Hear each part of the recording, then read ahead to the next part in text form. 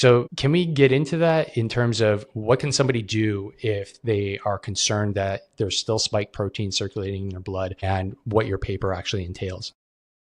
You found the source, of note. I was the first to publish the most widely used protocol to treat COVID-19. And it was copyrighted McCullough protocol, early treatment protocol, American Journal of Medicine, August of 2020. And, it could have been McGill, could have been University of Toronto, Harvard. It wasn't. It was me. You're actually looking at them. You're looking at, you have to wonder, why didn't any of our academic institutions, why didn't they want to claim that prize? The McCullough protocol on early treatment has been credited with saving tens of millions of lives and sparing hundreds of millions of hospitalizations. It's the biggest medical claim that any researcher could ever make. I had a team of authors. I was the first author. I wrote it all. I was the principal creator of the ideas. I wrote the follow-up paper. I included 50 the early treatment doctors who were using the methods. So here I am. I've made my contribution. We're getting through the pandemic. Now we're on the back end. We're seeing all these vaccine injuries. And again, there's no Harvard protocol. There's no Duke protocol, the Canadian. There's no Karolinska Institute. Nobody actually has an approach for people who took the vaccine are having problems, and many of them are having them. So the Biden administration spends $1 billion on this. It's called the HHS Long COVID program. They don't study the vaccine at all. They completely ignore the vaccine, but they study the virus. Not a single project measured or considered the spike protein. Not a single one. The spike protein is stuck in the human body. It's causing all these problems. It's found in the heart, found in the brain, is causing blood clots, and is causing symptoms of long COVID, and the spike protein is causing vaccine injury symptoms. So, dealing with this over a few years, I had come to the conclusion, carefully studying patients, the human body can't get rid of the spike protein. It cannot. It seems to be indestructible.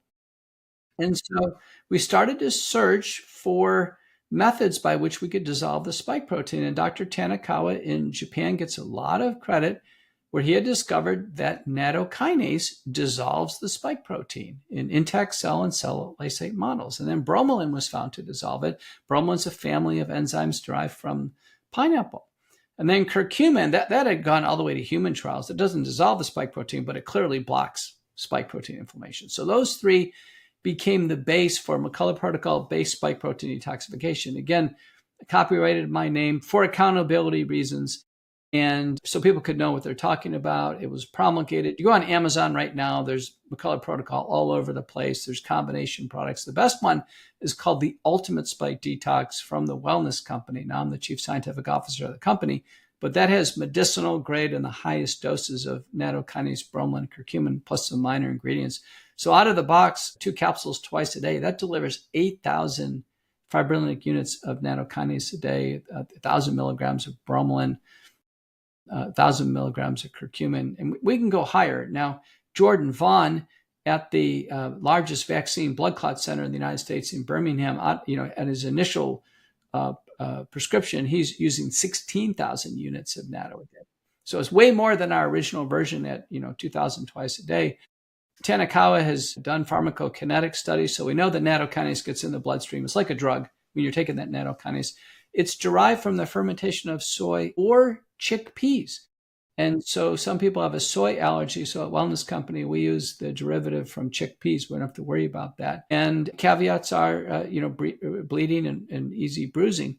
But most people, the risk is forming blood clots, not bleeding. So once people have been on McCullough protocol spike detoxification, I've never seen a vaccine cardiac arrest or a new blood clot. Now, today I had a patient who had a history of blood clots in 2018, did not take the vaccine, had COVID. He was on the detox, and he developed a new blood clot in his leg. Now, it promptly dissolved. He went on blood thinners and upped his detox, and it dissolved within 6 weeks. But so I've been humbled. Nothing has a perfect track record in medicine. But of interest, when I published this approach, the spike detoxification, we said it's a base. We can add other drugs to it and other interventions, but we thought this was fundamental. When my very first post of this on Instagram, I'll never forget. I posted it. Immediately, I got a tag on it from the censorship. It says, this doesn't work. How do they know? It was just proposed. So what I learned is the censorship apparatus was waiting for someone to discover nattokinase, was waiting for this.